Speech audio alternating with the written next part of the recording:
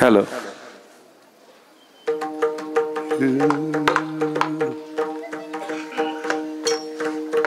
सोर लाविनात तुम्ही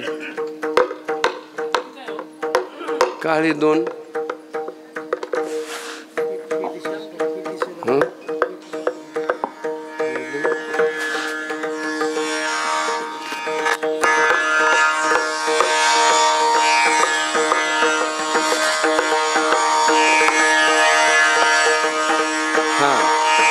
सारखा लागला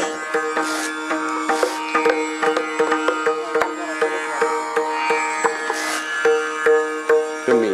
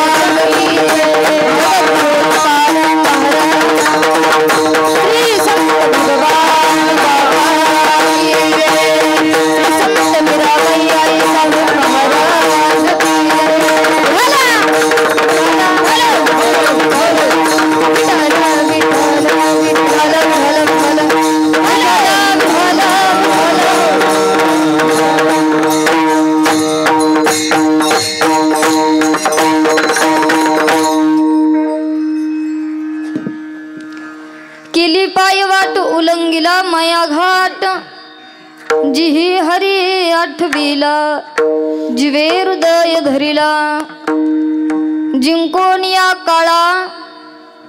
जिंकोनिया काळावरी गेले भूमंडळा जिही हरी आठविला जिवे हृदय धरिला निळा म्हणे ब्रह्मेशान निळा म्हणे ब्रह्मेशान वरी लाविले निशान जिही हरी आठविला जिवे हृदय धरिला विठ्ठल विठ्ठल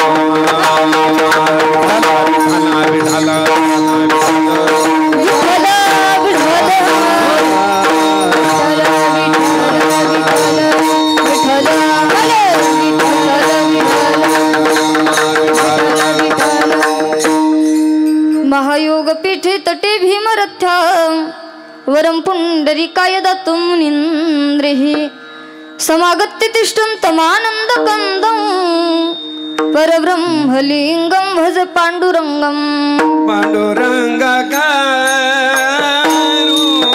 प्रथम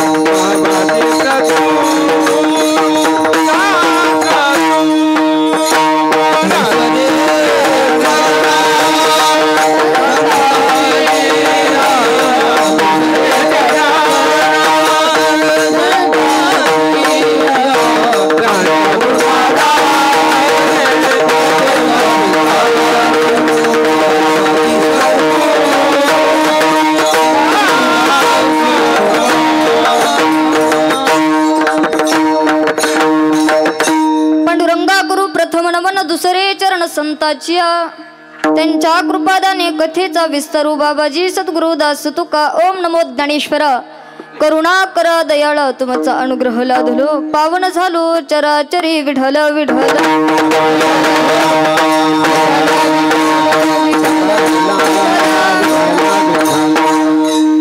केली पाय वाट उलंगिला माया घाट जिही हरी आठविला जिवे हृदय धरिला प्रस्तुत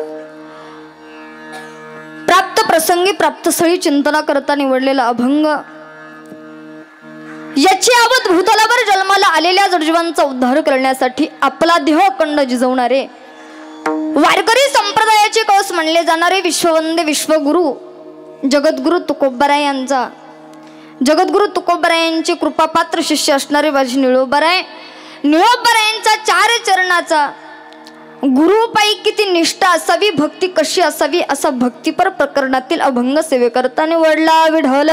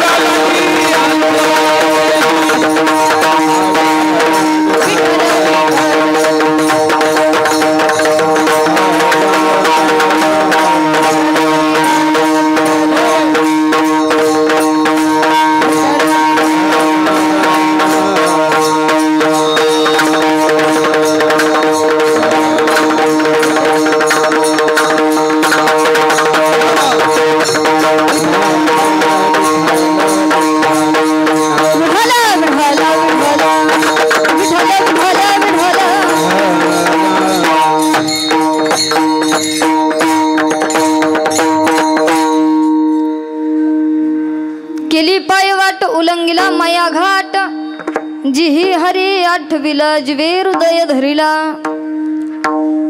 अभंग निळोबरायाचा कीर्तनाच्या चिंतनाच्या पूर्वी अल्पसा परिहार द्यायचा तो म्हणजे असा परात्पर अखिलेश्वर भगवान करुणावरुणाले पंढरदेश पांडुरंग परमात्म्याच्या कृपा आशीर्वादानं श्री संत भगवान बाबा वामनभाऊ भीमसे बाबांच्या छायाछत्राखाली चालत असलेला अखंड हरिनाम सप्ताह आपल्या महासांगवे आणि कवडवाडी या गावामध्ये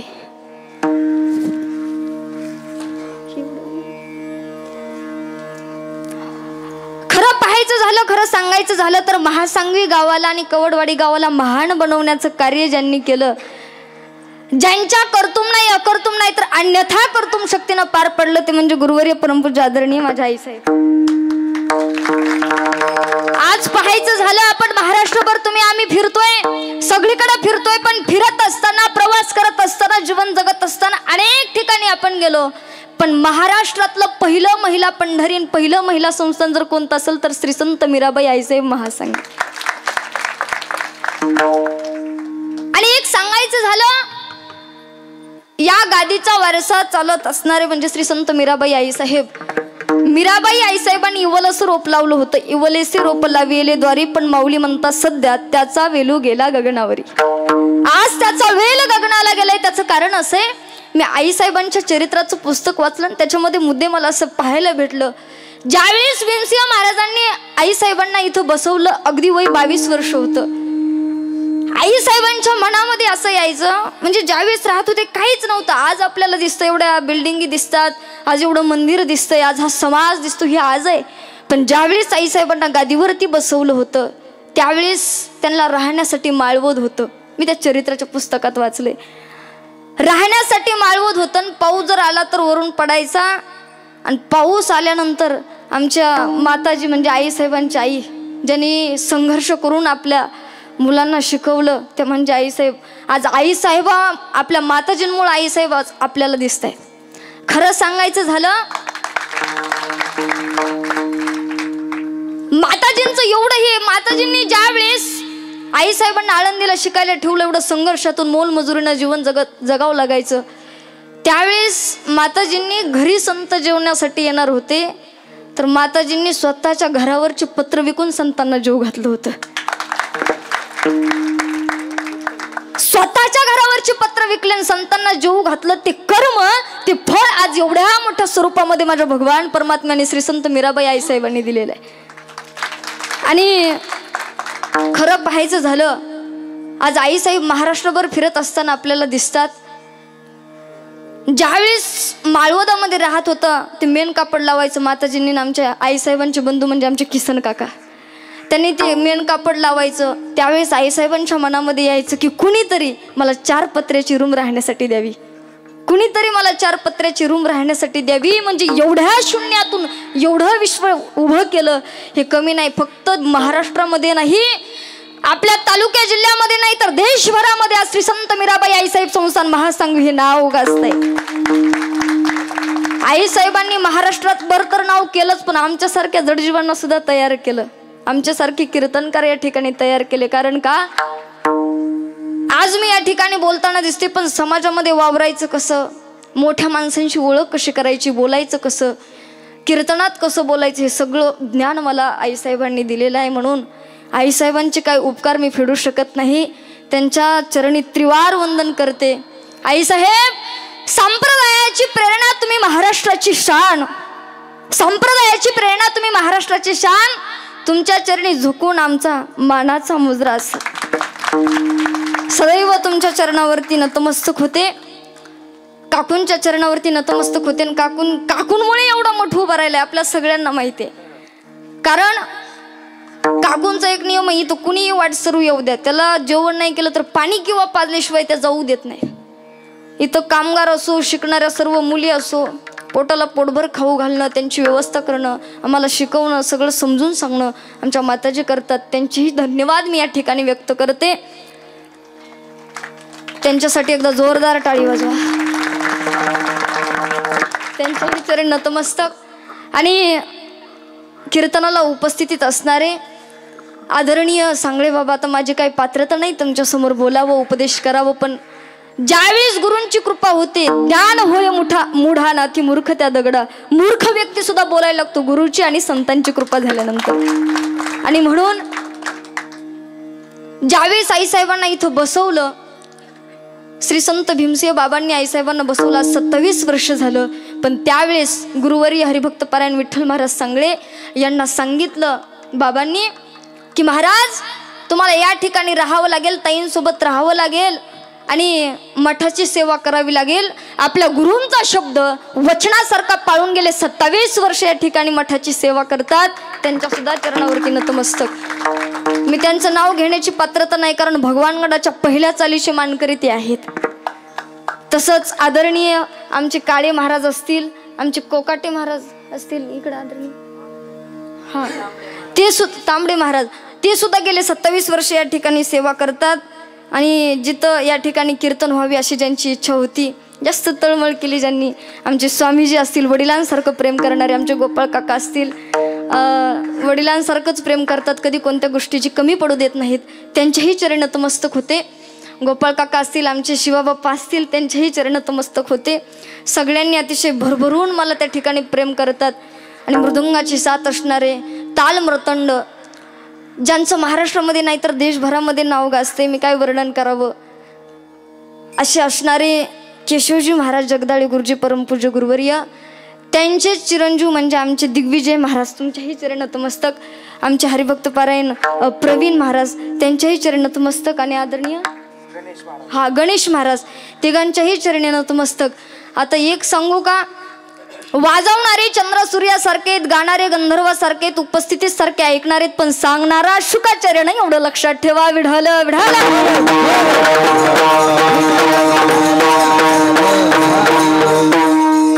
कीर्तनाला माझ्या गावावरून आलेले माझे सरपंच म्हणजे माझे चुलतेच अनंत महाराज असतील, आमचे धनुआप्पा असतील, हनुआप्पा असतील, म्हणजे माझी ज्यांनी सुरुवात केली, बोलताही येत नव्हतं तरी सुद्धा मला स्टेजवर उभा केला आणि तू लढ, आम्ही तुझ्या पाठीमाग आहेत, असे आमचे अनंत महाराज आणि हनुआप्पा धनुआप्पा, आमचे पाटलादादा असतील, वडील असतील, माझे आई वडील कीर्तनाला उपस्थित आहेत, त्यांच्यासुद्धा चरण नतमस्तक.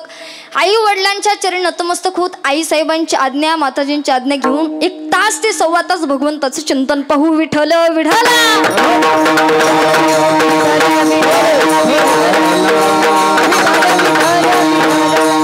अभंगामध्ये जगद्गुरु तुकोबाराय यांचे कृपापात्र शिष्य असणारे माझे निळोबाराय सांगतात, बाबा केली पायवाट उल्लंघिला मायाघाट. तो मायाघाट माझ्या गुरूंनी उल्लंघून टाकला. आणि वारकरी संप्रदायामध्ये जर पाहायचं झालं तर महान असे संत होऊन गेले. वारकरी संप्रदायामध्ये 5 महान संत असे आहेत, 5 गुण वारकरी संप्रदायाचे असे आहेत: भक्ती, प्रेम, ज्ञान, वैराग्य आणि शांती. ह्या 5चा मिळून शुद्ध असा संप्रदाय तयार झाला. आणि ते सगळे ज्यांच्याकडे गुण आहेत ते वारकरी संप्रदायामधले संत पहिले म्हणजे माझे श्री संत ज्ञानोबाराय. ज्ञानोबारायांनी प्रत्येक संताचं या ठिकाणी वास्तविकता अभ्यास करून चिंतन मांडलं की ज्ञानोबाराय म्हणतात 5 असे महान संत या ठिकाणी होऊन गेले की त्यांच्या त्या ठिकाणी अस्तित्वावर संप्रदाय उभा आहे.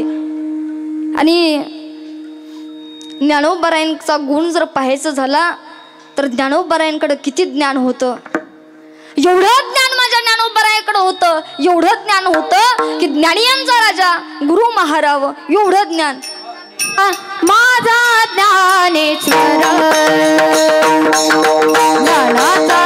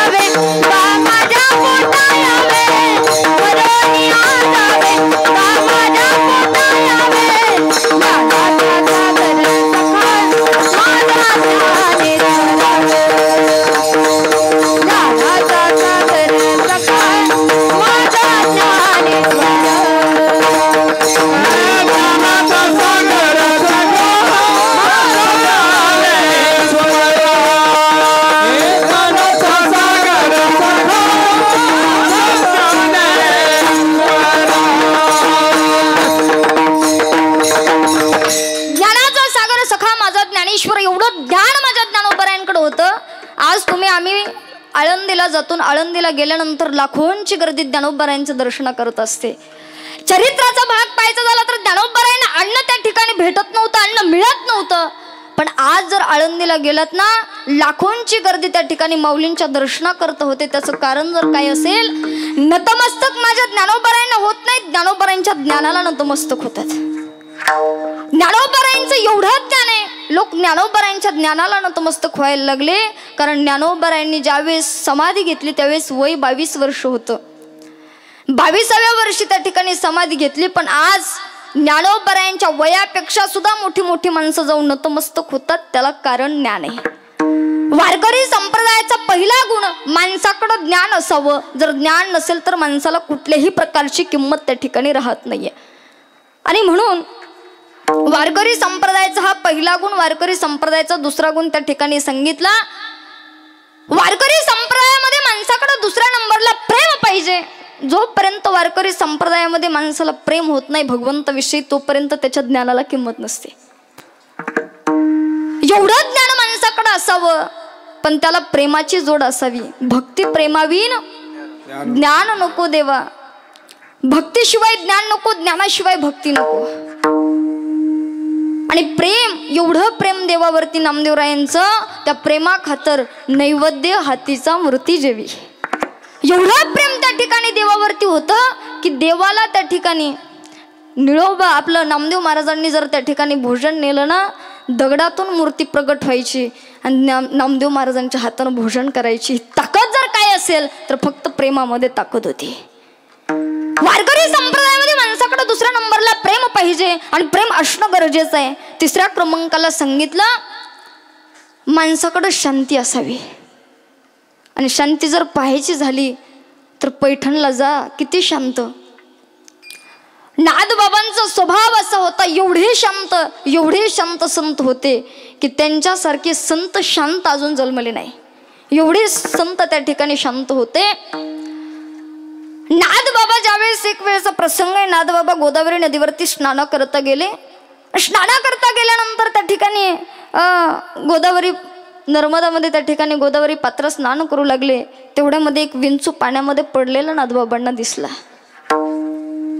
वर येण्यासाठी तरफड करतोय, वर यायचंय त्याला. नादबाबांनी त्याची तळमळ पाहिली. नादबाबा जवळ गेले. जवळ गेल्यानंतर नादबाबांनी पाहिलं, विंचवाला असं वर धरलं. आता विंचवाचा एक स्वभाव आहे. विंचव काय करत असतो, विंचवाला धरल्यानंतर विंचव नांगी मारतो, चावतो त्या ठिकाणी.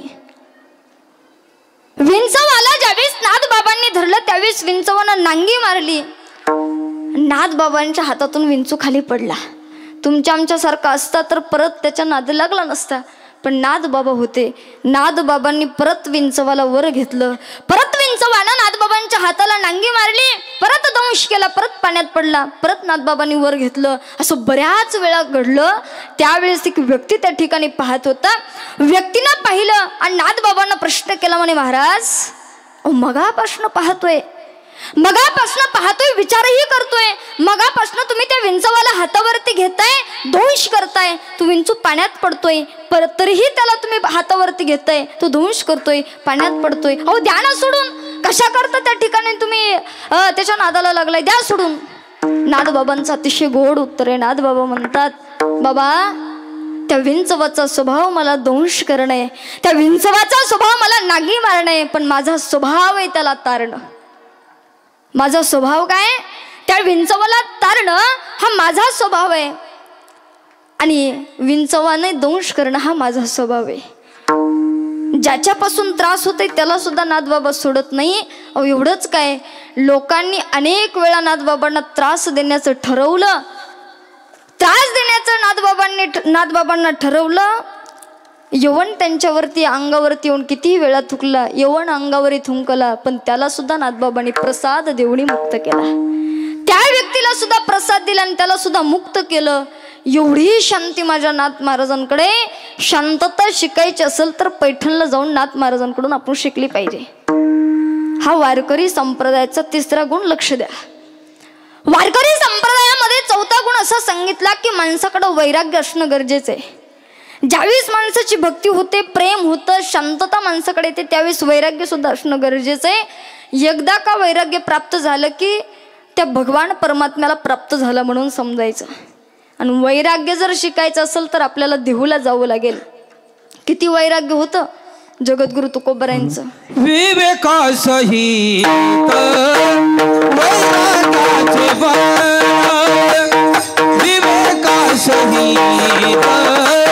वैराग्याचे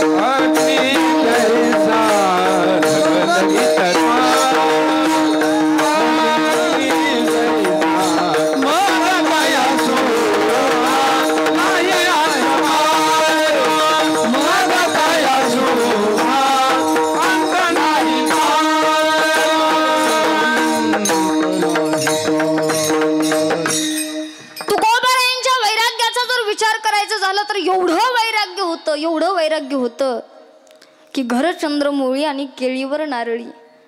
एवढं वैराग्य. ज्यावेळेस जगद्गुरु तुकोबारायांच्या पत्नी झोपायच्या तर आकाशातला चंद्र दिसत होता आणि चुलीवरती हारळी उगवत होत्या. एवढं वैराग्य कठीण होतं. एक वेळेस पहिल्या जगद्गुरु तुकोबारायांना शेठ म्हणायची. खूप मोठी श्रीमंती सावकारकी जगद्गुरु तुकोबारायांकडे होती. पण ज्या वेळेस चोरांना समजलं बाबा तुकोबाराय श्रीमंत आहेत, चोरी करण्यासाठी चोर जगद्गुरु तुकोबारायांच्या घराकडे जाऊ लागले. चोरांनी त्या ठिकाणी विढवलं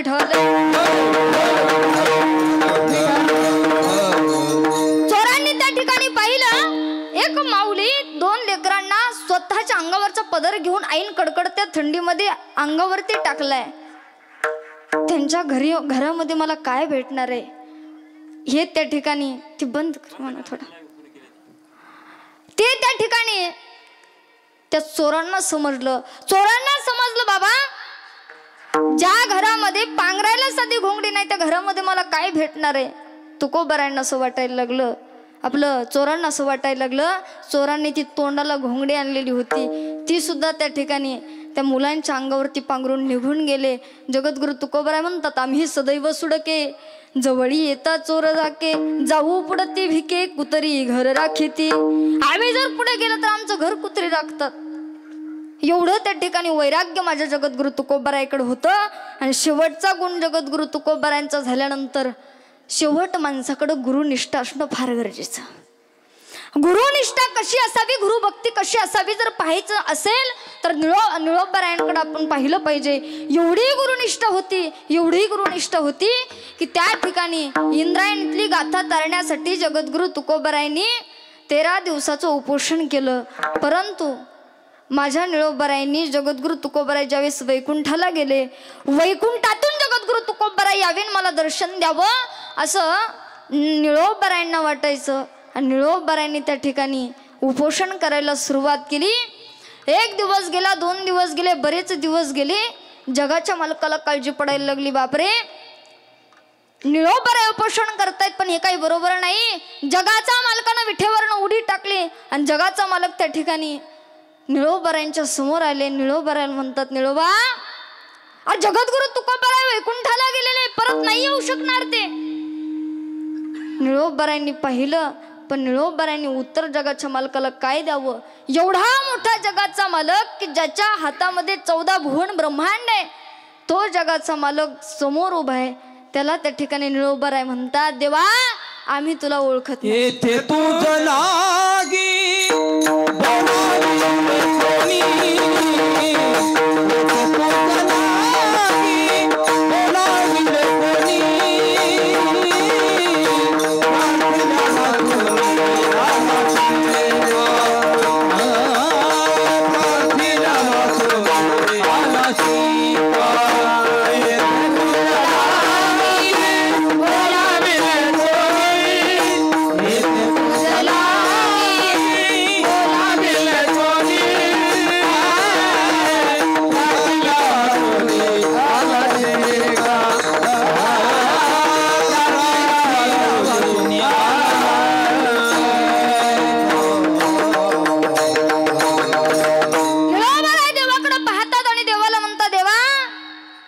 लागी येथे बोलाविले कोणी प्राथिल्या वाचून याला शिकार बोलावलाय कोण तुला माझ्या समोर उभा आहेस. तुला त्या ठिकाणी तुझा धावा करीत नाही, आम्ही तुकोबारायांचा धावा करतोय. जगाचा मालकाला समजलं ऐकत नाहीयेत. जगाचा मालक वापस गेले पण वापस गेल्यानंतर 42 दिवसाचं उपोषण झालं आणि 42व्या दिवशी जगद्गुरु तुकोबारायांना वैकुंठातून परत यावं लागलं. एवढी गुरुच्या ठिकाणी निष्ठा होती, एवढी गुरुच्या ठिकाणी निष्ठा होती की 42 दिवस उपोषण केलं. विश्वास होता माझी गुरुवर्य मला दर्शन देण्यासाठी येणार. ही गुरुनिष्ठा पाहायची झाली असेल तर त्या ठिकाणी निळोबारायांकडे पाहावं लागेल. जर आपल्याला आपला उद्धार करून घ्यायचा असेल तर भक्ती, प्रेम, ज्ञान, वैराग्य आणि शांती या 5 गोष्टीचा आपण विचार केला पाहिजे असं जगद्गुरु तुकोबाराही म्हणतात, ज्ञानोबाराही म्हणतात आणि निळोबाराय सुद्धा म्हणतात. निळोबाराय म्हणतात त्या ठिकाणी सगळ्यांनी जन्मधारण केला पण जन्मधारण केल्यानंतर त्यांच्या उद्धाराचा मार्ग त्याला कळाला नाही. त्याचं कारण असे त्याला मायेनं घाला घातला परंतु निळोबाराय म्हणतात एवढ्या मोठमोठ्यांना मायेनं घाला घातला, परंतु माझ्या जगद्गुरु तुकोबारायने तो मायेचाच घाट उल्लंघून टाकला. अभंगाचं प्रथम चरण. केली पाय भाट केली पाय भाट केली पाय केली पाय भाट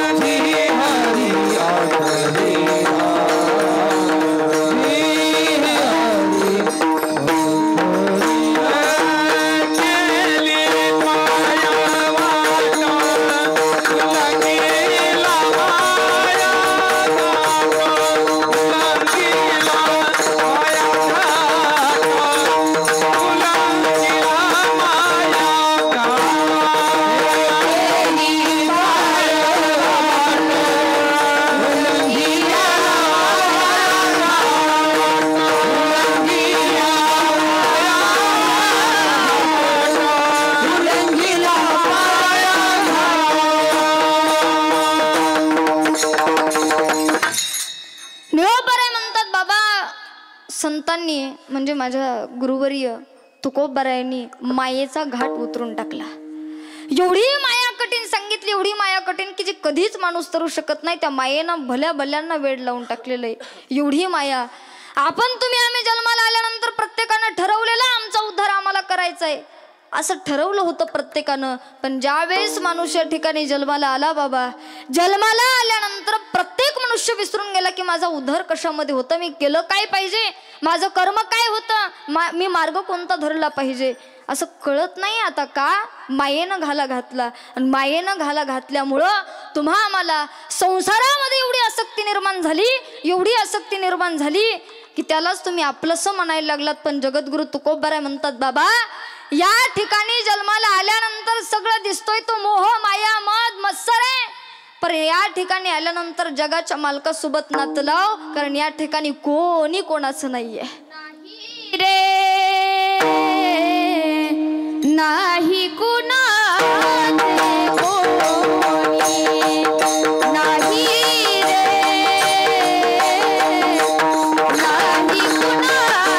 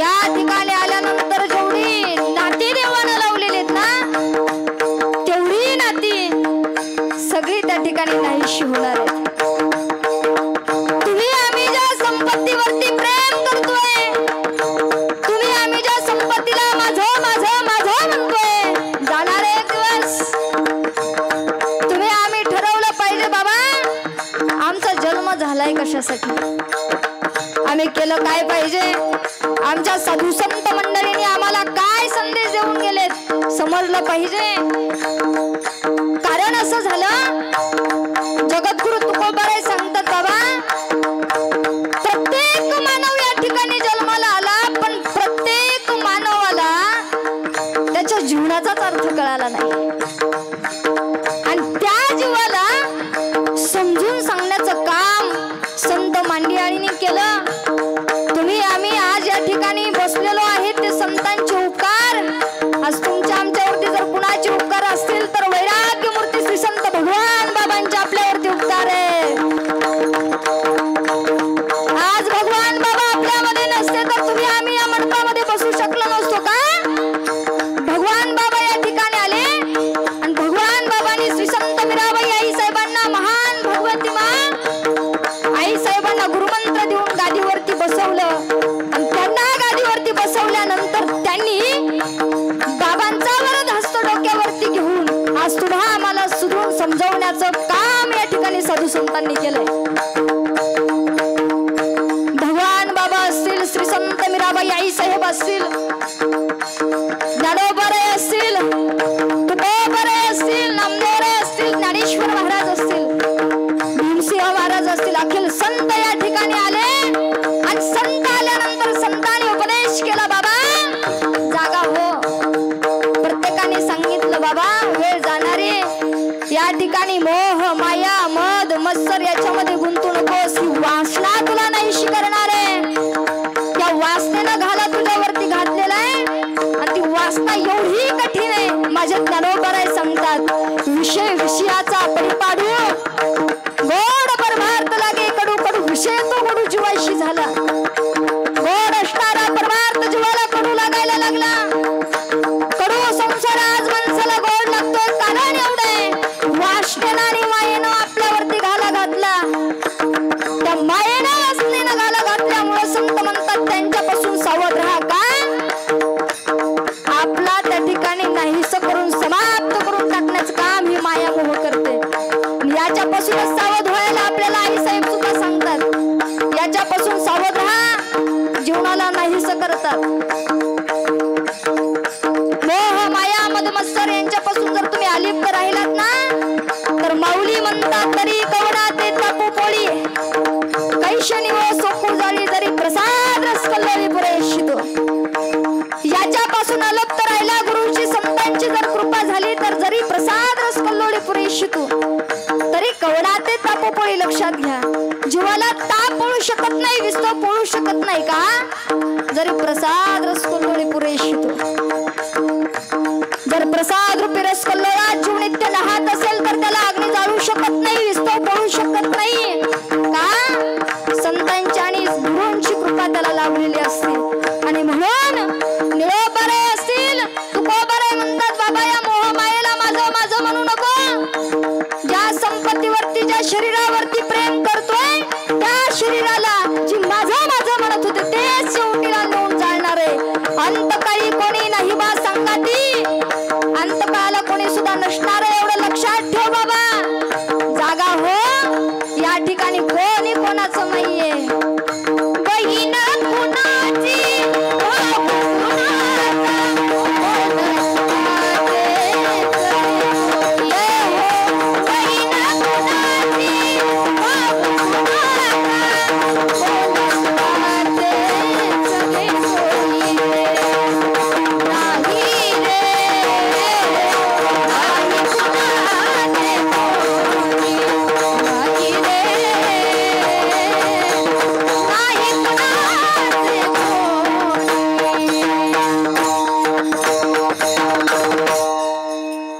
एकदा मृदंगासाठी आणि प्रियंका ताईसाठी जोरदार टाळी वाजवा. निळोबाराय असतील, तुकोबाराय म्हणतात, बाबा या ठिकाणी आलास पण तुझं कोणी सुद्धा नाहीये, नाही कुणाची कुणी बहीण नाही, भाऊ नाही, कोणी कोणाचं नाही. अंतकाळाला जातात आणि ते स्वतःच्या घरातल्या माणसाला जळून अंतकाळाला पाठ फिरवतात, आपल्याकडं पाहत नाही आपल्याला. म्हणून निळोबाराय म्हणतात, या मोहमायेपासून सावध राहा. ही एवढी कठीण माया आहे, एवढी कठीण माया आहे जी सहज करणं शक्य नाहीये. जे सहज माणसाला तरता येणार नाही, कारण हिला भल्या भल्यांना त्या ठिकाणी फसवलंय. अहो देवांचे देव असणारे भगवान शंकर, त्या भगवान शंकरांना सुद्धा या मायेनं फसवलंय. कारण मायेनं पहिली धडक जर कुणाला मारली असेल तर ती भगवान शंकराला मारली आहे. ज्यावेळेस भगवान शंकर तपश्चर्या करत होती, एक मायारूपी भिल्लीन रूप धारण करून आली आणि त्या भिल्लीनेच्या पाठीमागं त्या ठिकाणी भगवान शंकर पाठीमागं लागले. पहिली धडक जर कुणी मारली असेल तर मायेनं धडक मारली. शंकरा केला ब्रह्मयाचा मातेरा, इंद्र चंद्राशी दरारा लावी येला त्याने. माया एवढी कठीण महाराजांनी सांगितली की भगवान शंकराला तर फसवलंच, पण जे सृष्टी विस्ताराचं काम करतात ते ब्रह्मदेव, त्यांची तो मातीच करून टाकली. का? वेदार्थाचा गोवा कन्येची अभिलाषा धारण केल्यामुळं स्वतःची माती झाली. कन्येची अभिलाषा धरल्यामुळं मायेनं त्यांना सुद्धा फसवलं. पुन्हा सांगितलं इंद्र चंद्राशी दरारा. त्याचं काय झालं? इंद्र म्हणजे गौतम ऋषींची पत्नी अहिल्या, हिचा विनयभंग केल्यामुळे त्यांना श्राप दिला गौतम ऋषींनी, तुमच्या अंगाला हजारो भग पडतील. हा इंद्राला श्राप म्हणजे ते देवान इंद्रा पडली भाग्य, चंद्र झाला काळा. इंद्रा पडली भाग्य, चंद्र झाला काळा. चुकला नारद चुकला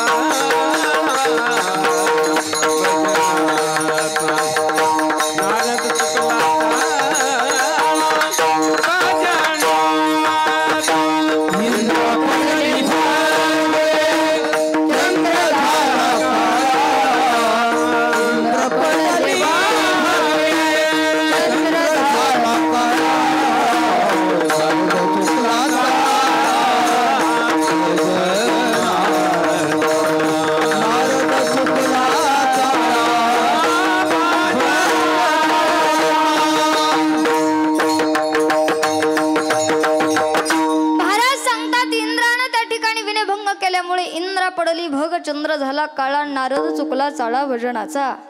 काय झालं? इंद्रानं विनयभंग केला. चंद्रानं काय केलं? आपले गुरु बृहस्पती यांची पत्नी तारा हिचा विनयभंग केल्यामुळं बृहस्पतींनी शाप दिला, चंद्रा एवढा तेजस्वी असशील पण माझ्या पत्नीचा विनय पतिव्रत्य भंग केल्यामुळं तुला शाप देतो, तुझ्या एवढ्या सुंदर चेहऱ्यावरती कुठेतरी काळा डाग असेल.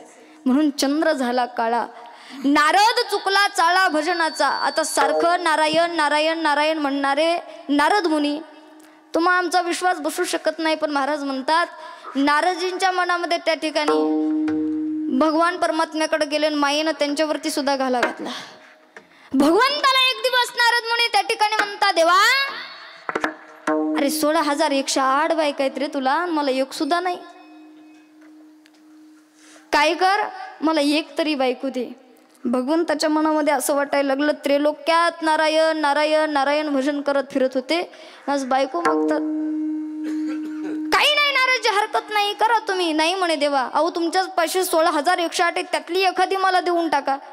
त्यातली द्या म्हटल्यानंतर भगवान म्हटले, नारदजी तुम्हाला जर बायको पाहिजे असेल तर प्रत्येक महालामध्ये जा, ज्या महालामध्ये मी नसेल त्या ठिकाणची तुम्ही पत्नी तुम्हाला घेऊन जा.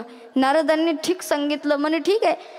नारदजी गेले, प्रत्येक महालामध्ये पाहू लागले, कोणत्या महालात देव मुलांसोबत खेळायचे, कुठं जेवण करायचे, कुठं त्या ठिकाणी आराम करायचे. सगळे महाल झाले, 16,108 महाल झाले, पण एकही असा महाल नव्हता की ज्यामध्ये भगवान श्रीकृष्ण नव्हते.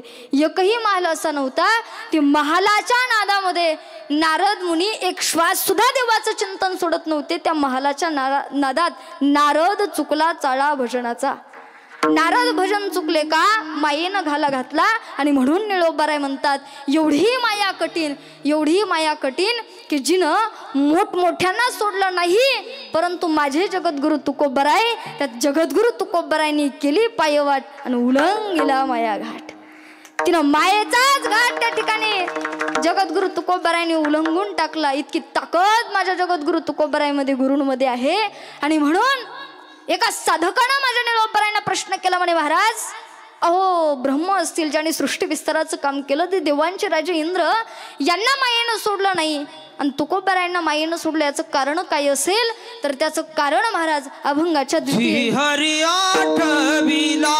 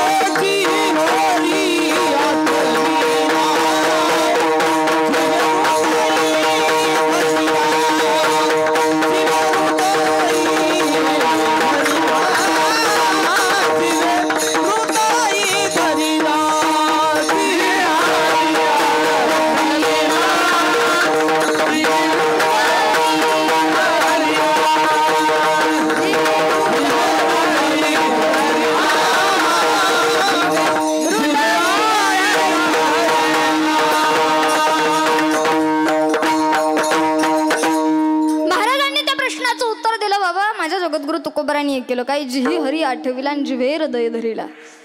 माझ्या जगद्गुरु तुकोबारांनी त्या हरीचं चिंतन केलं, भजन केलं आणि त्या भजनामुळे उलंगिला मायाघाट. मायाघाट उतरून टाकला.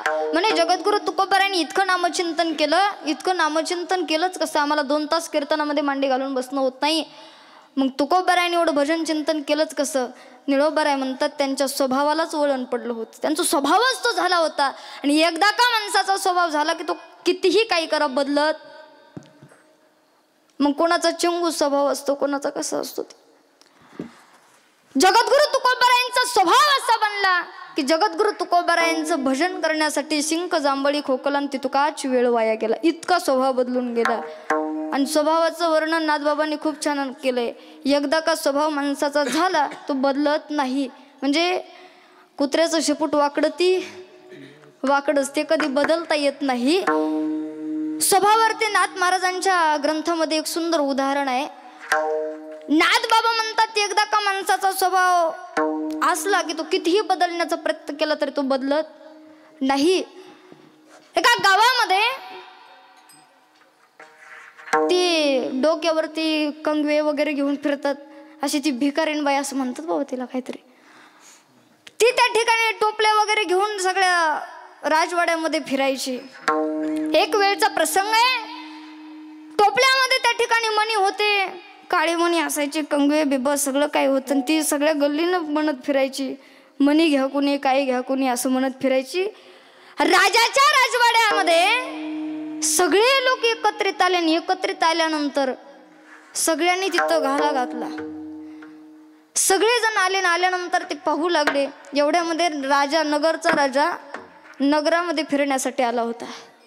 राजानं ह्या महिलेला पाहिलं, तरुण महिलेला पाहिलं आणि राजाचं प्रेम त्या मुलीवरती झालं. आणि मुलीवरती प्रेम झाल्यानंतर राजा त्या ठिकाणी मनामध्ये प्रश्न करायला लागला.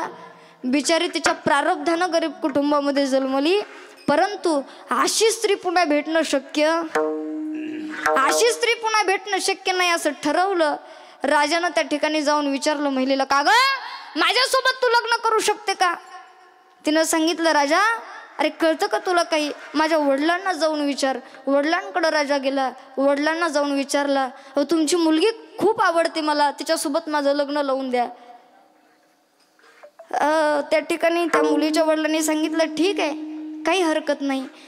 लग्न वगैरे ठरलं, लग्न झालं, देशोदेशीचे राजे लग्नासाठी आले आणि लग्नासाठी आल्यानंतर त्या ठिकाणी लग्न वगैरे झाल्यानंतर आता हिचा स्वभाव असायचा, रोज भोजन करण्याकरता तिला काही पंचपक्वानाचं भोजन नव्हतं. बरेच लग्न झाल्यानंतर 2-4 दिवस गेले आणि सत्यनारायणाची पूजा ठरली. सत्यनारायणाची पूजा ठरली, सर्वजण एकत्रित आले आणि एकत्रित आल्यानंतर ती काहीतरी पद्धत आहे नाव घेण्याची. काही बाया पुढं आल्यानंतर सांगितलं, राणी साहेब आता तुम्हाला नाव घ्यावं लागेल. नाव घ्यावं लागेल म्हटल्यानंतर ती म्हटली ठीक आहे. आता तिच्या नवऱ्याचं म्हणजे राजाचं नाव होतं हरिश्चंद्र राजा. हरिश्चंद्र राजाचं नाव तिला माहीत होतं, तिनं सगळं काही अभ्यास केला. आता तिचा स्वभाव होता, तिला कधी पंचपक्वान खाण्याची सवयी, कधी पंचपक्वानाकडे तिनं पाहिलंही नव्हतं. तिनं नाव घ्यायला सुरुवात केली. पांढऱ्या दुधावरती मोमोस आहे. काय महिला मंडळ, पांढऱ्या दुधावरती मोमोस आहे. हरिश्चंद्र राजाची बायको नाव घेते भाकरवाड ग माय. आधी होती दासी, आधी होती दासी, आधी होती दासी, आधी होती दासी, आधी होती दासी, आधी होती दासी, आधी होती दासी, आधी होती दासी. पटराणी केले तीसी, पटराणी केले तीसी, पटराणी केले तीसी, पटराणी केले तीसी, पटराणी केले तीसी, पटराणी केले तीसी, पटराणी केले तीसी, पटराणी केले तीसी. हिंडणे राहिना, हिंडणे राहिना, हिंडणे राहिना, हिंडणे राहिना, तुझे हिंडणे राहिना, स्वभाव जाईना, स्वभाव जाईना, स्वभाव जाईना, हिंडणे राहिना, स्वभाव जाईना, स्वभाव जाईना, स्वभाव राहिना.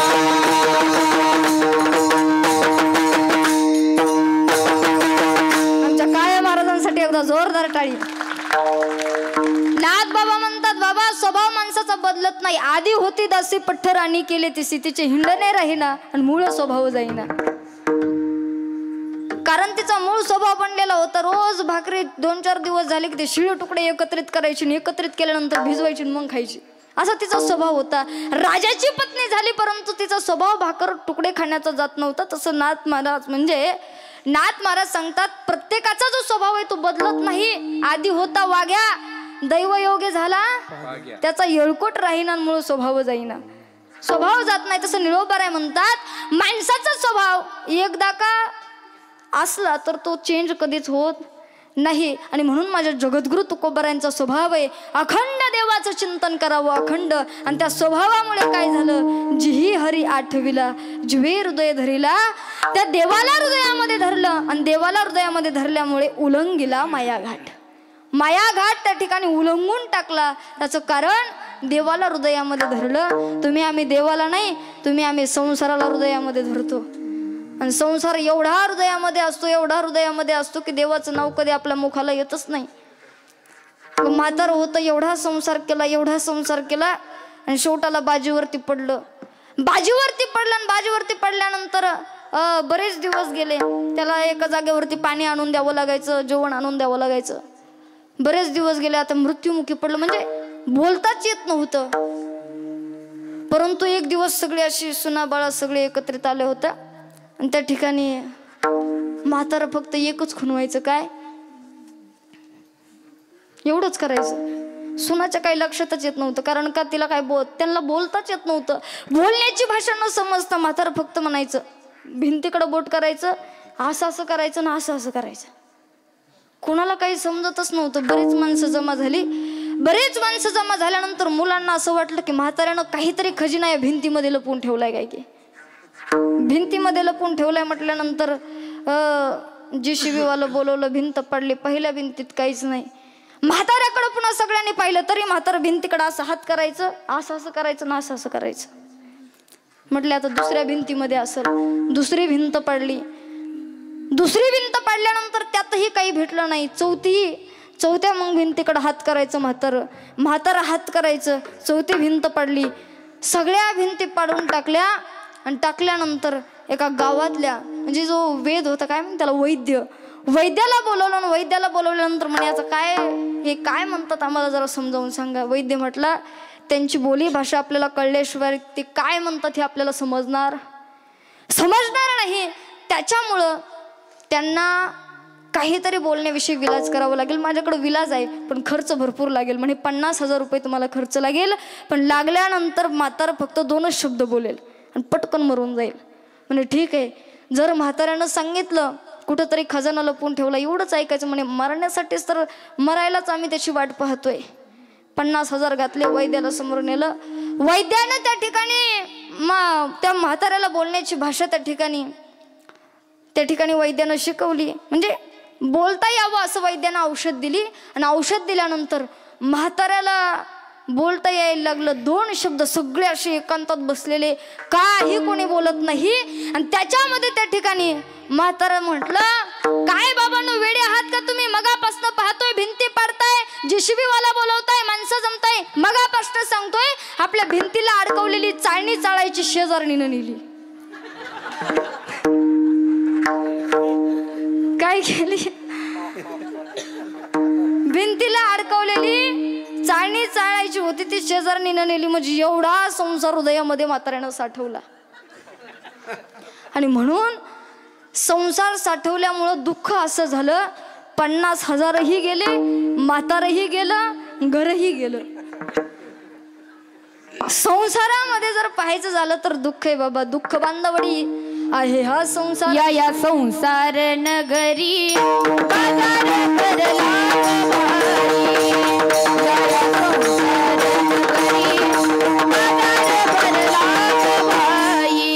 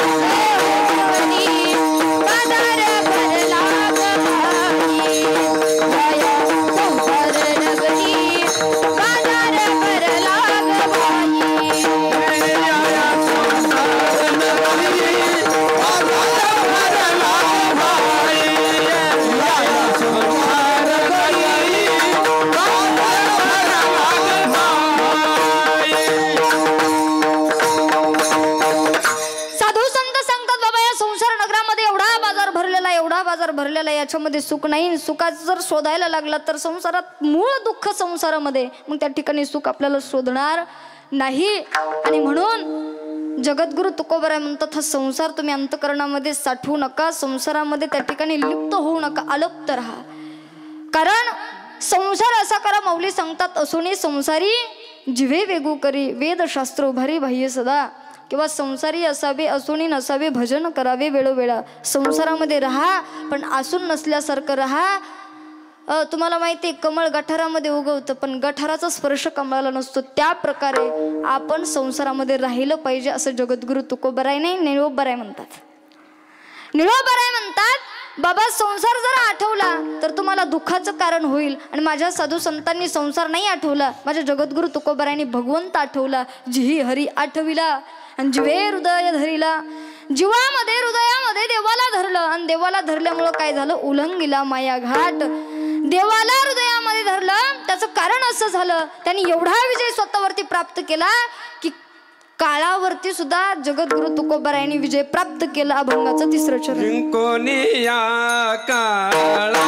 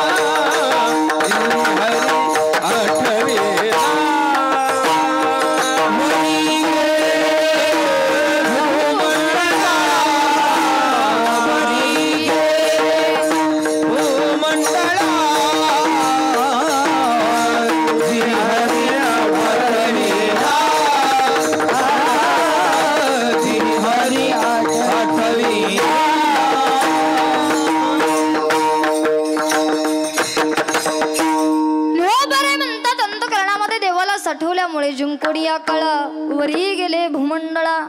वर जगद्गुरु तुकोबाराय गेले. कुठं गेले? भूमंडळाला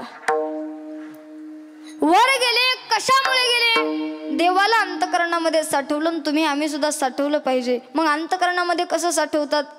साधू संत मंडळींनी साठवलं. पहा, श्री संत सावता महाराज असतील. सावता महाराजांनी अंतकरणामध्ये देवाला साठवलं. धन्य त्याची माता, धन्य त्याचा पिता, साठविला दाता त्रैलोक्याच्या. अंतकरणामध्ये त्या ठिकाणी देवाला साठवलं. माझ्या हनुमंतरायांनी देवाला अंतकरणात साठवलं. उगच नाही महाराज, जीवनभर एवढा परमार्थ, एवढं त्या ठिकाणी नामस्मरण केलं, एवढं नामस्मरण केलं की आज भगवान प्रभू रामचंद्रांची कृपा पात्र म्हणजे भक्त असणारे हनुमंतराय, त्या हनुमंतरायांनी एवढं देवाचं नामचिंतन, एवढं प्रभू रामचंद्राचं चिंतन की आज देवापेक्षा गावोगाव मंदिर हनुमंतरायांची झालीत. देवापेक्षा कारण काय असेल? अंतकरणात देवाला साठवून देवाची भक्ती करणं. देवापेक्षा सुद्धा गावात मंदिरं जास्त हनुमंतरायांची आहेत. कारण त्यांनी अंतकरणामध्ये देवाला साठवलं. एक वेळचा प्रसंग आहे पहा. ज्यावेळेस प्रभू रामचंद्र अरण्यामधून आले, वनवासामधून आले, आणि वनवासामधून आल्यानंतर प्रभू रामचंद्राचा आणि सीताई साहेबांचा राज्याभिषेक ठरला.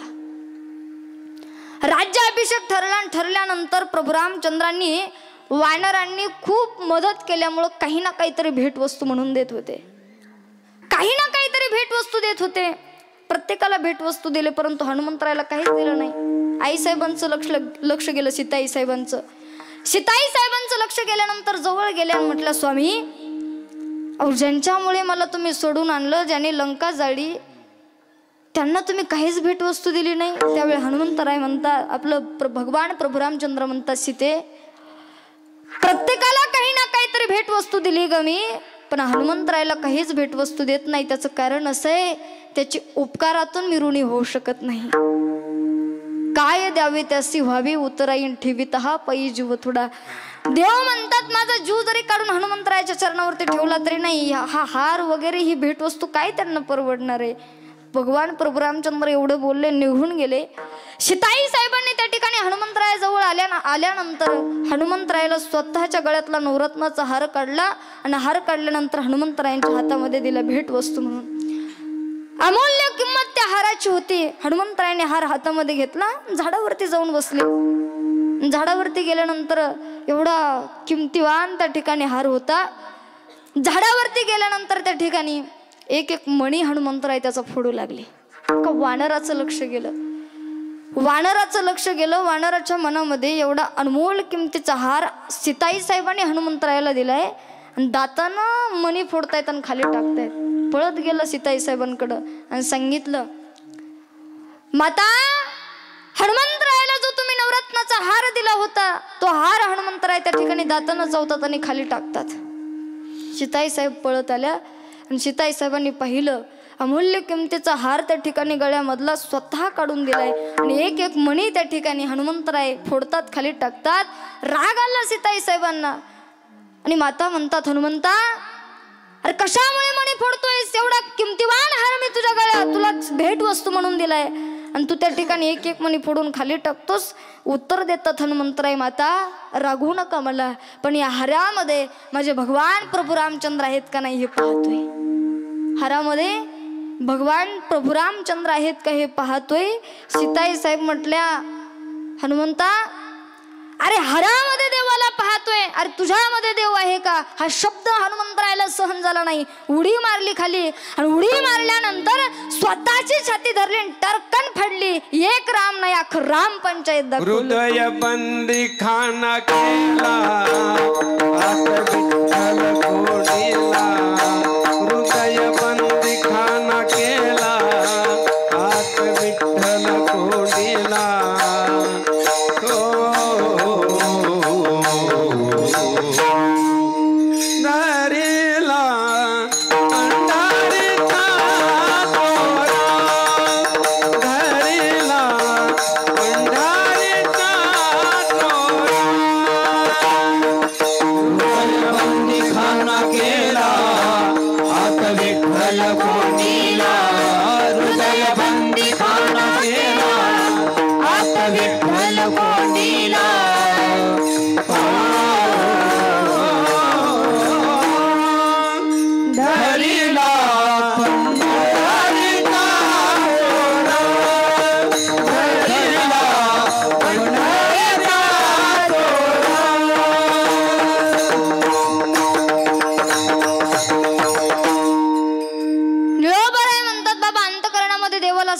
झाला पाहिजे. संतांनी साठवलं, हनुमंतरायांनी साठवलं, सावता महाराजांनी साठवलं, जनाबाईंनी साठवलं, श्री संत मीराबाई आईसाहेबांनी देवाला अंतकरणामध्ये साठवलं, भगवान बाबांनी अंतकरणामध्ये साठवलं. आणि त्याचा परिणाम असा झाला की काळावर त्यांनी विजय प्राप्त केला. जिंकून या काळावरी गेले भूमंडळा. ज्यावेळी जगद्गुरु तुकोबारायांना वैकुंठामध्ये जायचं होतं, देवाने येऊन सांगितलं, तुकोबाराय उद्या आपल्याला वैकुंठाला जावं लागणार आहे. वैकुंठाला जावं लागणार आहे बातमी कळल्यानंतर आनंदाचा क्षण आहे. सण साजरा केल्यासारखं जगद्गुरु तुकोबारायांना वाटू लागलं. आणि तुकोबारायांनी सगळ्या गावात सांगितलं, मी उद्या वैकुंठाला जाणार आहे, जर कुणाला यायचं असेल माझ्यासोबत तर त्यानं चला. पण तुमचे आमचे संसारिक लोक काही ना काहीतरी काम सांगायचे, याचं रोजच चाललंय असं काही बोलायचे. जगद्गुरु तुकोबारायांनी सगळ्यांना सांगितलं, परंतु कोणी आलं नाही. आणि दुसरा दिवस उजाडला. नांदुरकीच्या झाडाखाली जगद्गुरु तुकोबाराय वैकुंठाला जाण्यासाठी गळ्यामध्ये विणा, हातामध्ये चिपळ्या आहे, भगवंताचं अखंड चिंतन मनामध्ये चालू आहे. आणि काही माणसं त्या ठिकाणी जमा झाली. आणि जमा झाल्यानंतर जगद्गुरु तुकोबाराय म्हणतात, तुम्ही तर काही येत नाही, पण सकळ ही माझी बोळवण करा. सकाळ जण तुम्ही माझी बोळवण करा. परतवणी घरा यावे, तुम्ही तुमच्या घरा जा, मी आता जाणार आहे असं ठरवलं. भगवान पंढरदेश पांडुरंग परमात्मा गुरुडावरती विराजमान होऊन जगद्गुरु तुकोबारायांना नेण्याकरता आले. आकाशातून सगळे देव पाहत होते, स्वर्गातून वैकुंठातून, की जगद्गुरु तुकोबाराय. पाहायचं झालं तर मृत्यू लोकातले पहिले संत की जे देह घेऊन वैकुंठाला गेले ते म्हणजे जगद्गुरु तुकोबाराय. तुकोबाराय वैकुंठाला शरीर कसं घेऊन येतात हे पाहण्यासाठी वैकुंठात देवाची गर्दी. आता ज्याच्यावरती जगद्गुरु तुकोबारायांना बसायचं होतं तो गरुड काही लहान होतं का? गरुड म्हणू नये पाखरू. गरुड काय पाखरू नव्हतं. 7-8 फूट उंचीचं त्या ठिकाणी ते गरुड, त्याच्यावरती बसता येत नव्हतं. पण देवासोबत काळ आलेला होता, त्या काळाला जगद्गुरु तुकोबारायांनी खाली घातलं, त्याच्यावरती पाय दिला आणि त्या गरुडावरती विराजमान झाले. जगा काळ खाय आम्ही माथा दिला पाय. तुकोबाराय म्हणतात, जगाला खाणारा काळे, पण आम्ही त्याला माथ्यावरती काळ देहासी आला खाऊ. काळ देहासी आला खाऊ.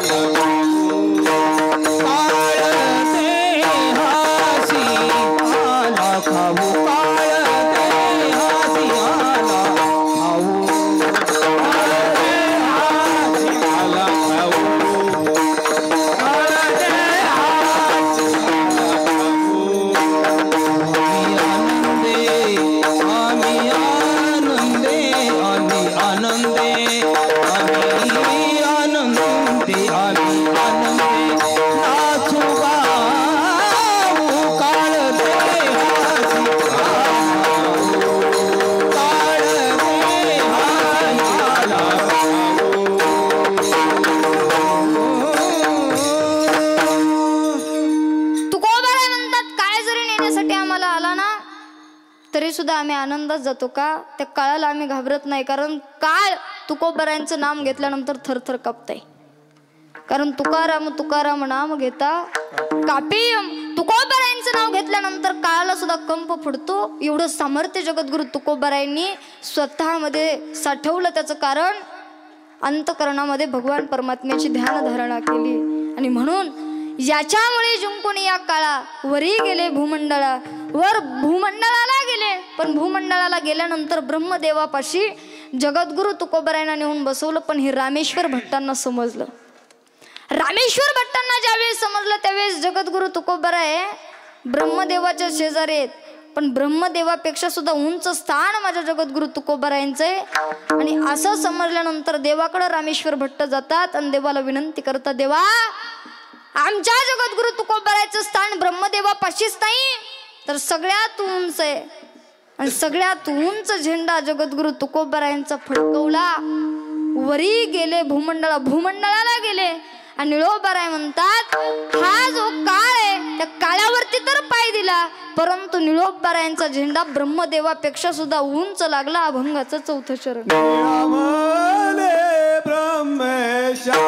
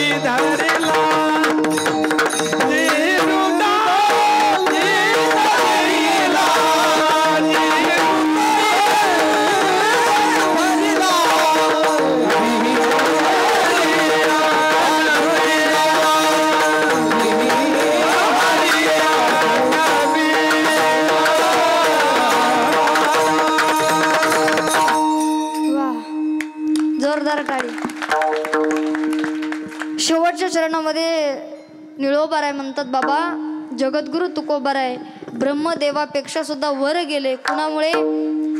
तर त्याचा तपास माझ्या रामेश्वर भट्टांनी लावला. म्हटले तुकिता तुलनेसी ब्रह्म तुकासी आले, म्हणून रामेश्वरे चरणी मस्तक ठेविले. ब्रह्मच तुकोबारायांजवळ आलं होतं. एवढं सामर्थ्य जगद्गुरु तुकोबारायांमध्ये होतं. आणि त्यांनी केलं एकच, जिही हरी आठविला जिवे हृदय धरीला. एवढंच चरण आपण लक्षामध्ये घ्यायचं. जीवन जगत असताना आपण अंतकरणामध्ये भगवान परमात्म्याला साठवलं पाहिजे. त्याच्याशिवाय जीवनाचा मार्ग धर्म कर्म कळत नाही असं सांगितलंय. अभंगाचे 4 चरण सुटले, ज्याला भगवान परमात्म्याने सुंदर 2 हात दिले. सर्वांनी जे हात वर करणार नाही त्याला शेजाऱ्याची शपथ आहे. सर्वांनी विठोबार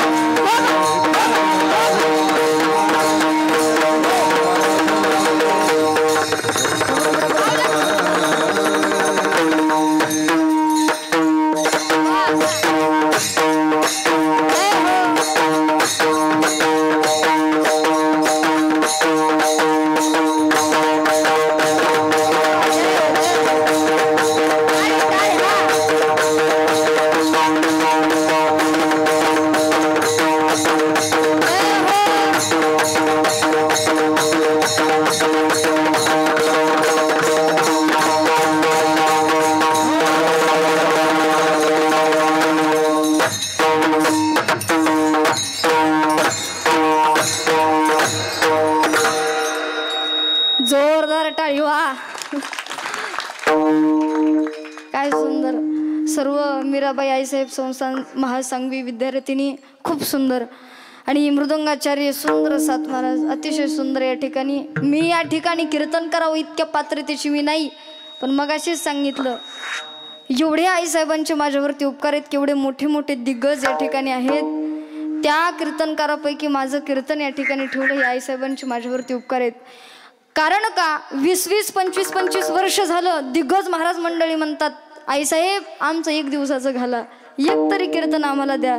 पण अगदी वयाच्या 17व्या वर्षी मला या ठिकाणी आईसाहेबांनी कीर्तन दिलं. हे माझं परम भाग्य आहे. 17व्या वर्षामध्ये मला हे स्टेज भेटलं. ही माझ्यावरती आईसाहेबांची माताजींचे उपकार आहेत. हे मी कधीच विसरू शकत नाही. आणि या ठिकाणी अभंगाचे 4ही चरण सुटले. 8:30ला कीर्तन उभं राहिलं होतं. जास्त वेळही नको, जास्त लांबवणंही नको. 10:30 आता वाजलेले आहेत. काही चुकलं असेल. अतिशय सुंदर ज्यांनी मृदंगाची साथ केली आमचे प्रवीण महाराज, आमचे दिग्विजय महाराज, आमचे गणेश महाराज, आमचे सांगळे महाराज, प्रियंका तयाडसूळ, सर्व ज्या ठिकाणी चुकदार भालदार. आणि सुरुवातीला माझ्याकडून माईक सिस्टीमचं नाव राहिलं, कारण गायनाचा प्राण, मृदंगाचा प्राण, सगळ्यांचा प्राण म्हणजे माईक सिस्टीम असते. तिथं जर बंद पडलं तर इकडं चालत नाही. आणि म्हणून त्यांच्याही राधेश्याम माईक सिस्टीम हा त्यांच्या सुद्धा चरण नतमस्तक. आणि जे लाईव्ह काम करतात ते आमचे सांगळे महाराज, सांगळे दादा असतील, त्यांच्याही चरण नतमस्तक. अतिशय सुंदर या ठिकाणी नियोजन आहे. मला सेवा भेटली हे माझं परम भाग्य आहे. आणि या ठिकाणी ज्यांनी आईसाहेबांना कीर्तनच घ्यायचंच म्हटले ते आमच्या माताजी. तुमच्या सुद्धा चरणावरती नतमस्तक. माताजी म्हटल्या नाही नाही नंदिनीचं कीर्तन ठेवायचंच म्हटल्या, त्यांच्या सुद्धा चरण नतमस्तक. सर्वांना समाज एवढं वैभव आपल्याला तयार दिसतं फक्त आईसाहेबांमुळे नाही, तर माताजींचे उपकार आहेत. कारण का श्री संत भगवान बाबा आज आपण मानतो, परंतु त्यांना नाही त्या ठिकाणी धन्य म्हटलं, त्यांच्या आई वडिलांना धन्यता आहे. कुळी कन्या पुत्र होती जे सात्विक किंवा धन्य माता पिता तयाची. या ठिकाणी छत्रपती शिवाजी महाराजही जन्माला आले, त्यांना नाही पुण्याई, त्यांच्या जिजाऊ आईसाहेबांना मातेनं जसं पुत्र घडवलं, अतिशय सुंदर संस्कार आईसाहेबांवरती दिले ना. आज त्यांच्यामुळे आईसाहेब आपल्याला सगळीकडं दिसतात, एवढ्या मोठ्या झालेल्या दिसतात ते माताजींमुळे. त्यांच्याही चरण नतमस्तक आमचे स्वामी सर्वजण असतील, शिवाबाप्पा असतील, आमचे गोपाल काका असतील, सगळ्यांच्या चरणी. आणि सरपंच झालं त्यांच्या सुद्धा चरणी नतमस्तक.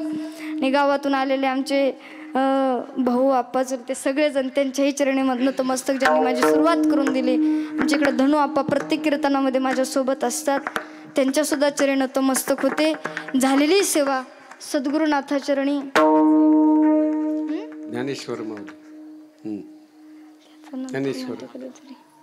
झालेली सेवा सद्गुरुनाथांच्या चरणी, आई वडिलांच्या चरणी, गुरुवर्य आईसाहेबांच्या चरणी. या ठिकाणी माझ्यासारखे सगळ्याजण विद्यार्थ्यांनी या ठिकाणी तयार होते. ज्याला कुणाला प्रवेश करायचा असेल त्याने या ठिकाणी आईसाहेबांकडे नाव द्यावं. अतिशय सुंदर, कारण जीवन जगत असताना माणसावरती नाही तर लेकरांवरती संस्कार होणं फार काळाची गरज आहे. आणि ते संस्कार कुठं भेटत नाही, ते या ठिकाणी संतांच्या सानिध्यामध्ये भेटत असतील. भलेही आपला मुलगा कीर्तनकार नाही झाला, मुलगी कीर्तनकार नाही झाली, तर कमीत कमी वागायचं कसं, बोलायचं कसं, योग्य संस्कार मुलांना मिळणं आज काळाची गरज आहे. आणि म्हणून ज्याला कुणाला प्रवेश करायचा असेल त्याने या ठिकाणी प्रवेश घ्या. झालेली सेवा सद्गुरुनाथांच्या चरणी, श्री संत मीराबाई आईसाहेबांच्या चरणी, भगवान बाबांच्या चरणी समर्पित करून या ठिकाणी सेवेला पूर्णविराम देते. ज्ञानेश्वर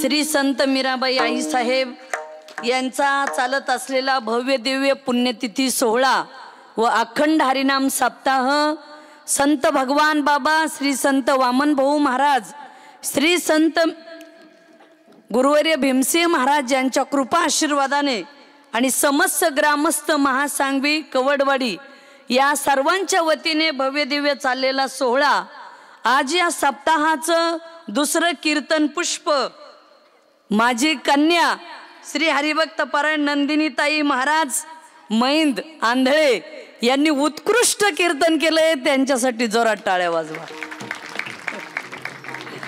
आज नंदिनीताईने खूप छान काम केलं. नंदिनीताई म्हणल्या, आईसाहेब एवढ्या स्टेजवर मला संधी मिळाली. माताजी म्हणल्या, आईसाहेब तुम्हाला संधी मिळाली, तिच्यावरून मला आठवतं मी आळंदीवरून आले होते शिकून आणि संत भगवान बाबाचा सावरगावला शताब्दी सोहळा होता. त्या कार्यक्रमाला मुंडे साहेब आले होते आणि भगवान गडावरचे शास्त्रीजी होते तिथं 8 दिवस तो सप्त्याला. आणि तिथं मला सुद्धा असं ड्रेसवर पहिल्यांदा प्रवचनाची संधी दिली होती. बरोबर आहे का माताजी? पहिल्यांदा. आणि मग रोज म्हणायचे या तागडगावची मुलगी आहे, 10-10 मिनिट संधी द्या. आणि मला रोज ती संधी मिळायला लागली. त्यावेळेस माताजी म्हणल्या, हे सावरगावचं स्टेज नाही तरी भगवान बाबाची मांडी तुम्हाला बसायला मिळाली. संतांची कृपा जर जीवनामध्ये झाली तर खरंच काही कमी पडत नाही. तसं नंदिनीताई आमच्याकडं शिकायला आहे आणि ह्या 10-20 मुली सुद्धा इथं शिक्षण घेत आहेत. आमच्या सोनालीताई करपे चकलांबा त्यांच्या सुद्धा विद्यार्थिनी इथं या कार्यक्रमासाठी आल्यात. आज म्हणजे नंदिनीताईचे आई वडील आमचे आंधळे दादा, तुम्हाला सुद्धा धन्यवाद की तुमच्या पोटी असं कन्यारत्न जन्माला आलंय. कुळी कन्या पुत्र होती जे सात्विक, तयाचा हरीख वाटे देवा. नंदिनीताईचे आई वडील सुद्धा ऊस तोडतात, कारखान्यावरून आलेत. तुम्हाला सांगू का, ज्याच्या पोटाला चिमटा बसतो तीच माणसं आयुष्यात मोठी होत असतात.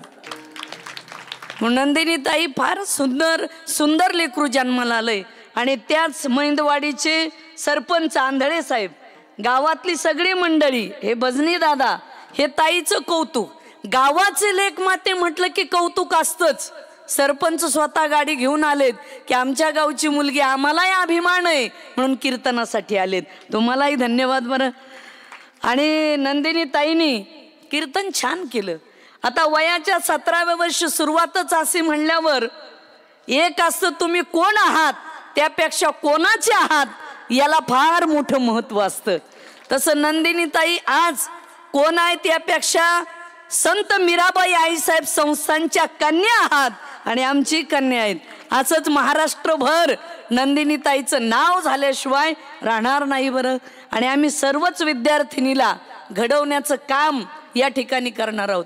आपली हे श्री संत मीराबाई आईसाहेब संस्थान म्हणजे महिलाची पंढरी आहे. आणि या महिलाच्या पंढरीमध्ये महिलाला स्थान द्यायचंय.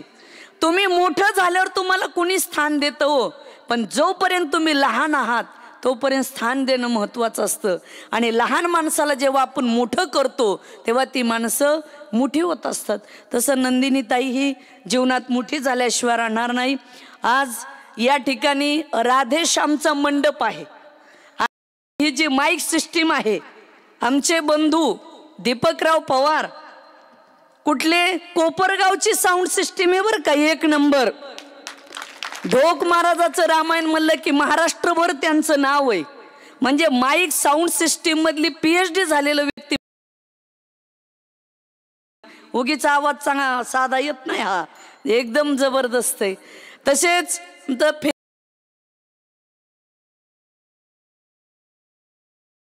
फोन आला म्हणले आईसाहेब महासांगवी संस्थांचा सप्ताह मी फेसबुक लाईव्ह तिथं प्रयागराजला बघतोय. म्हणजे फेसबुक ज्यांनी लाईव्ह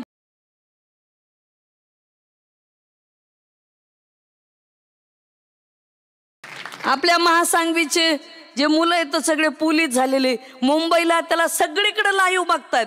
काही नाही, सगळ्याला लिंक टाकलेली आहे. फक्त राधाताई महाराज आईसाहेब या चॅनलला जायचं, सबस्क्राईब करा, त्या चॅनलला जा, तुम्हाला कुठेही ते आता कीर्तन लाईव्ह ऐकायला भेटतंय. सर्वच आमचे हरिभक्त पारायण काळे महाराज, सांगळे महाराज, तांबडे महाराज, आज आलेल्या जगताप ताई त्या सुद्धा छान त्यांचं म्हणणं आहे. दिग्विजय महाराज सुंदर वाजवणं, गणेश महाराज कडचे दुसरे महाराज सगळे भगवानगडाचे चोपदार, साऊंड सिस्टीम, माईक, बोलायचं काम नाही इथं. सगळे एका चढी एक आमच्या ताई आहेत. इथं काही बोलायचं काम नाही. ही महासांगवी आहे म्हणजे महान सांगवी. माझं याच्यात काही नाही, सगळं गावकऱ्याचं योगदान आहे म्हणून एवढा मोठा सोहळा उभा राहतोय. बरोबर आहे का? सगळ्यांनी सहकार्य केलंय. महिला मंडळ सगळ्यांची उपस्थिती लाभली. बघा योग असे होते, गेल्या वर्षी आपल्याला बसायला काही नव्हतं, पण या वर्षी लगेच ब्लॉक तयार झालेत. आईसाहेबाची पुण्य ही काही कमी राहिलेलं नाही आणि राहणारही नाही, कारण सर्व गाव आपलं एकत्रित आहे. सर्व तन मन धनाने सहकार्य करतात म्हणून हा सोहळा, हे सौजन्य आपल्या गावकऱ्यामुळं झालंय. आपल्या आजचे कीर्तनाचे सौजन्य श्री आसाराम सानप आणि श्री नागरगोजे श्रीमंत विलासराव, आपले माऊली कॉम्प्युटरवाले आणि आसाराम, या दोघा जणांनी आजच्या कीर्तनकाराचं सौजन्य दिलंय. आजचा नाश्ता दिनकर रघुनाथ गर्जे, विशाल बाबासाहेब गर्जे आणि नवनाथ हिराजी गर्जे. आज दुपारची पंगत गांधनवाडी नफरवाडीची झाली. संध्याकाळची पंगत हिम्मत लांडबा सानप, माजी सरपंच, डॉक्टर बिभीषण किसनराव गर्जे, अशोक रामराव गर्जे, हरिभाऊ भाऊराव गर्जे, राधाकिसन भानुदास गर्जे फौजी.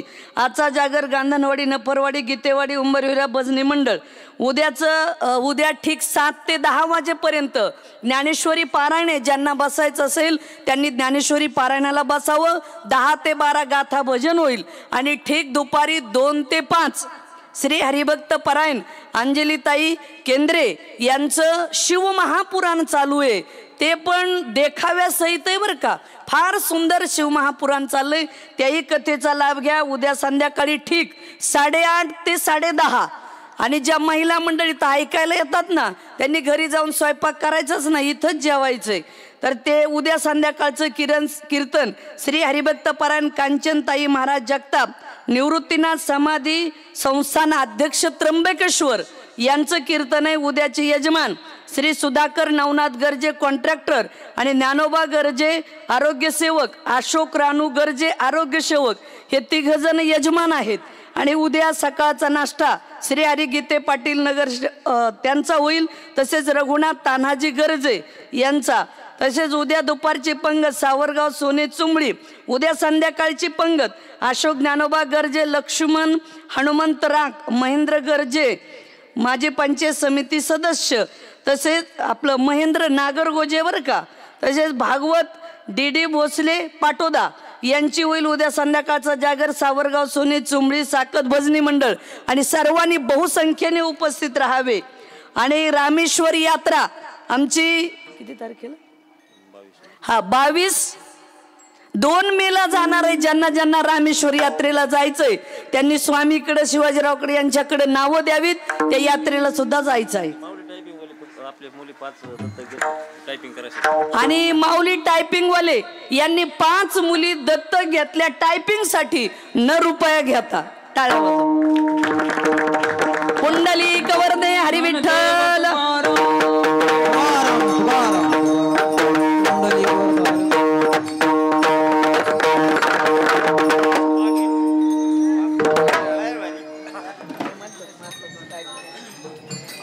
काय म्हणा